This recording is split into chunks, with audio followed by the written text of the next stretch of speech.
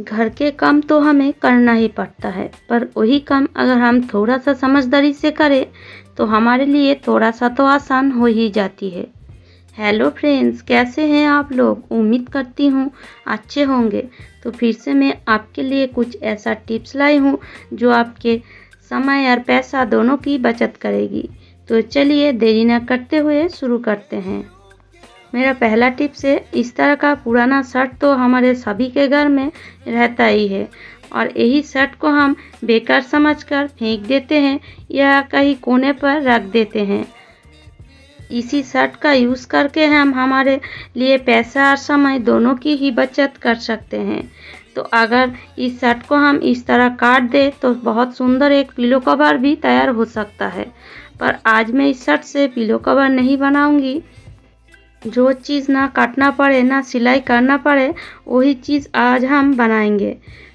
सर्दी आ जाने के बाद रैक को तो हमें स्टोर करके रखना ही पड़ता है और इस रैक में हम एक कवर जरूर लगा कर रखते हैं जिससे ये रैक बिल्कुल भी गंदी ना हो, इसके ऊपर धूल मिट्टी बिल्कुल भी ना आए।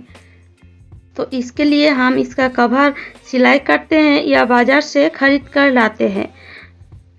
अगर आपके पास समय बहुत ही कम है और पैसा की भी आप बचत करना चाहते हैं तो इस तरह पुराने शर्ट को बिल्कुल भी ना फेंक कर इस तरह रैक के कवर बहुत ही आसानी से आप बना सकते हैं।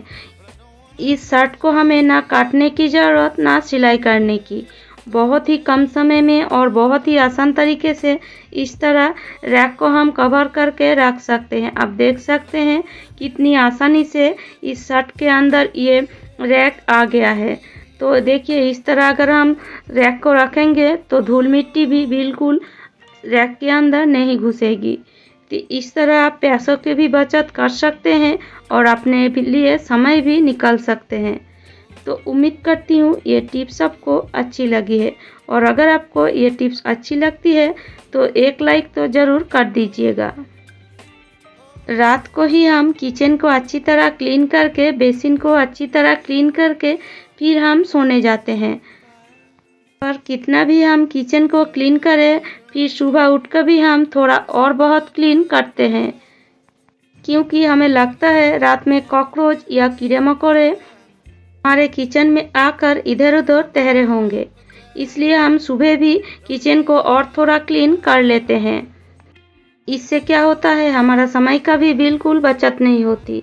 अगर आप ये ट्रिक्स यूज़ करेंगे तो समय का भी बचत होगा और एक काम दूसरी बार नहीं करना पड़ेगा। तो इस तरह अगर हम इस जाली को लगाते हैं फिर भी कॉकरोच या कीड़े मकोड़े आते हैं, तो इस जाली को तो हमें इस तरह लगाना ही है। इस तरह इस जाली को लगाने के बाद हमें और एक काम भी करना है।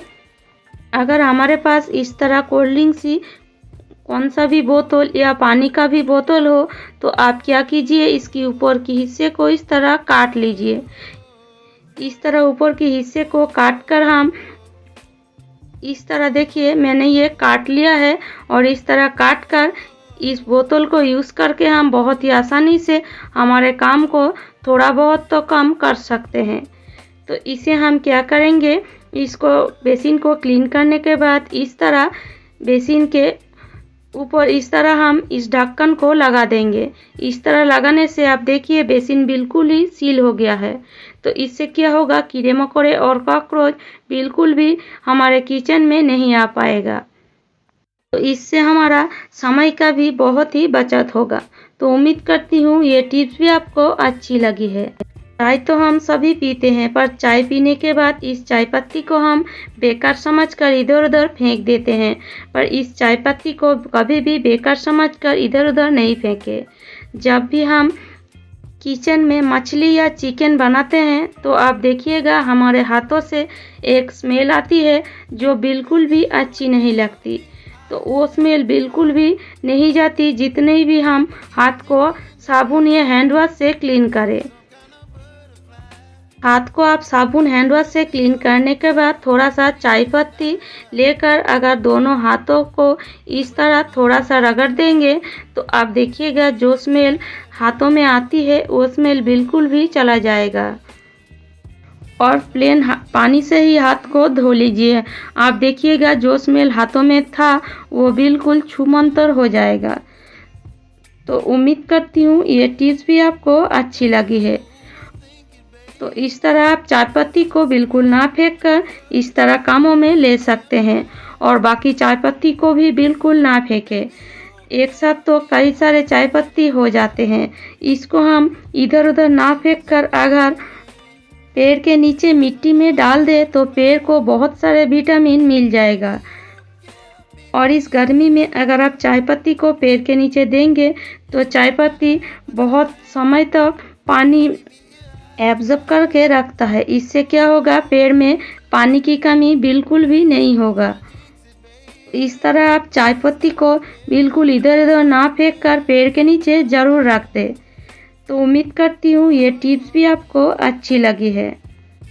अभी भी कई महिलाएं होंगे जो गैस सिलेंडर लगाना बिल्कुल भी नहीं जानते और जब भी गैस सिलेंडर ख़त्म हो जाती है तो इसको उसको बोलकर हम गैस सिलेंडर लगा लेते हैं। जो महिलाएं गैस सिलेंडर लगाना नहीं जानते वो बहुत ही आसानी से इस सिलेंडर को लगा सकते हैं। तो हम तो जानते हैं ये ढक्कन हम आसानी से नहीं खोल पाते। इसके साथ जो ये डोरी लगा रहता है इसको टानते ही इस ढक्कन हमारा खुलता है, पर कई समय आप देखिएगा इस डोरी टूट जाती है या लगी भी नहीं रहती। तो उस समय हमें बहुत ही मुश्किल का सामना करना पड़ता है। अगर घर में कोई बड़ा ना हो तो हम कैसे इस गैस सिलेंडर को लगाएं? तो इसके लिए आप बहुत ही आसानी से इस सिलेंडर को खोल भी सकते हैं और लगा भी सकते हैं। तो सिलेंडर खोलने के लिए हम लेंगे घर में ही रखा हुआ एक कौन सा भी चम्मच। इस चम्मच से हम बहुत ही आसानी से इस ढक्कन को खोल सकते हैं। अगर इस तरह डोरी लगा ना हो तो इसे खोलने में बहुत ही मुश्किल का सामना करना पड़ता है। तो इस तरह आप जो तार रहती है उस तार में चम्मच को थोड़ा सा ताकत लगाकर डाल दीजिए और देखिएगा बहुत ही आसानी से ये ढक्कन खुल जाती है। सिर्फ तार के अंदर हमें चम्मच को लगाना है। अगर ढक्कन हो तो ढक्कन को थोड़ा खींचिए और तार को अंदर चम्मच को डाल दीजिए। आप देखिएगा बहुत ही आसानी से ये ढक्कन खुल जाती है। मैं और एक बार आपको दिखा रही हूँ, देखिए इस तरह अगर डोरी ना हो तो चम्मच को थोड़ा सा प्रेशर देकर इस तरह तार के अंदर लगा दीजिए। अगर डोरी हो तो कि इस तरह आप बहुत ही आसानी से डोरी को टानकर इस ढक्कन को खोल सकते हैं। ये ट्रिक्स फॉलो करके हम बहुत ही आसानी से हमारा काम आसान कर सकते हैं। हमें किसी के ऊपर निर्भर भी नहीं रहना पड़ेगा। इस समय आप देखिएगा सिलेंडर में लीकेज होती है। तो जब भी आप नया सिलेंडर लगाए उससे पहले आप क्या कीजिए, थोड़ा सा पानी इस तरह सिलेंडर की मुंह में ही डाल दीजिए।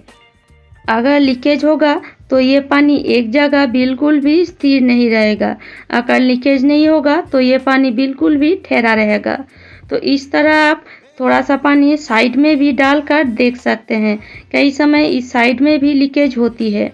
तो इस तरह आप थोड़ा पानी इस साइड में डाल दीजिए। तो अगर लीकेज नहीं होगा तो वो पानी बिल्कुल भी इधर उधर पानी देखकर ही आप पता लगा पाएंगे कि ये सिलेंडर लीकेज है या बिल्कुल ठीक है। तो इस तरह आप बहुत ही आसानी से सिलेंडर को चेक कर सकते हैं। तो उम्मीद करती हूँ आज का टिप्स आपको अच्छी लगी है और अगर आपको मेरी टिप्स अच्छी लगती है तो लाइक कीजिएगा, शेयर कीजिएगा और मुझे कमेंट करके ज़रूर बताएगा।